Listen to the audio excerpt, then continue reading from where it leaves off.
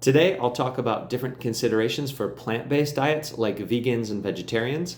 And honestly, a lot of these things will apply to people who eat meat as well. We should all probably be eating more of a plant-focused diet. And then whether or not you choose to eat meat, that just changes a few considerations.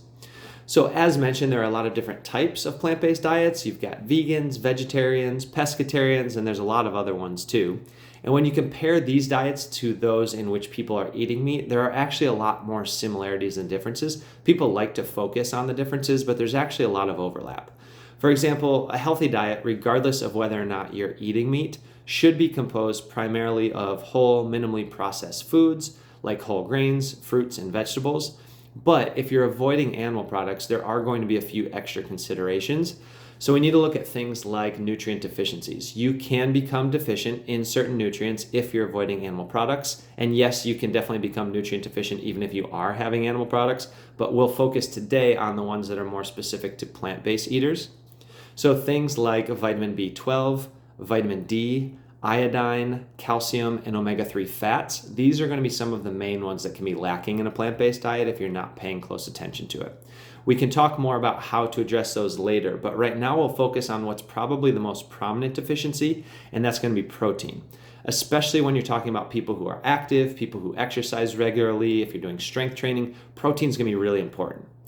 And you might know that animal products are very good sources of protein. They're very dense with protein, meaning they have a lot for their weight. But when you look at plant sources of protein, they are not only lower in protein overall, but they're also absorbed less efficiently into the body as animal protein. So this doesn't mean you can't eat a perfectly healthy diet without meat, but you need to know how to account for some of these differences. So first off, you'll want to eat a variety of protein sources since each plant-based source is going to have a different amino acid profile, meaning it might have a lot of one particular amino acid, but then not a lot of another one. So this is where the idea of creating a complete protein comes in. We want to eat a variety of sources to give ourselves a better chance at getting all the amino acids our body needs to get stronger, to develop muscle mass and all of that. So here are some great vegan sources of protein. You have soy and soy products like tofu and edamame, different types of lentils, all different types of beans, there's a lot of those, split peas and black-eyed peas, and then nuts and seeds like chia, flax, pumpkin seeds, and hemp.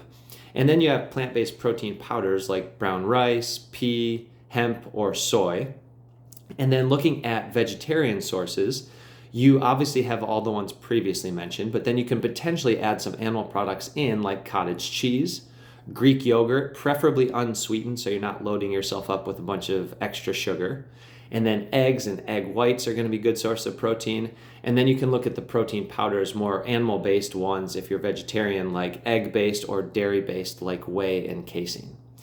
Now, we'll come back to the vitamin and mineral deficiency issue. There's a lot of other foods that you'll want to make sure you're eating regularly to help fill in those gaps. So lots of leafy greens. Leafy greens can help with calcium and omega-3s. Asparagus, sea vegetables, and iodized salt can help with the iodine deficiency. Hemp, flax, and walnuts can help with omega-3s, and you may also want to look at fish oils or algae supplements that can help as well. And then nuts, seeds, and tofu can help with calcium, and you'll want to get a lot of sunlight to get some vitamin D, and then you may want to ask your doctor about supplements for vitamin B12, vitamin D, or as mentioned, omega-3s as well. So overall, you can be completely healthy and happy with a plant-based diet, just as you can by including animal products, but it can require a few extra considerations. If you're active, focusing on adequate protein intake and including strength training into your workout routine will be key to developing and maintaining healthy muscle mass, which is very important in maintaining healthy body fat levels and losing fat if that's what you're trying to achieve. So whether or not you choose to include animal products in your diet, just know that different strategies for your approach, and don't assume that you'll automatically be healthier by choosing vegan or vegetarian options. So as always, feel free to ask questions anytime. I'm always happy to help. Thanks for listening.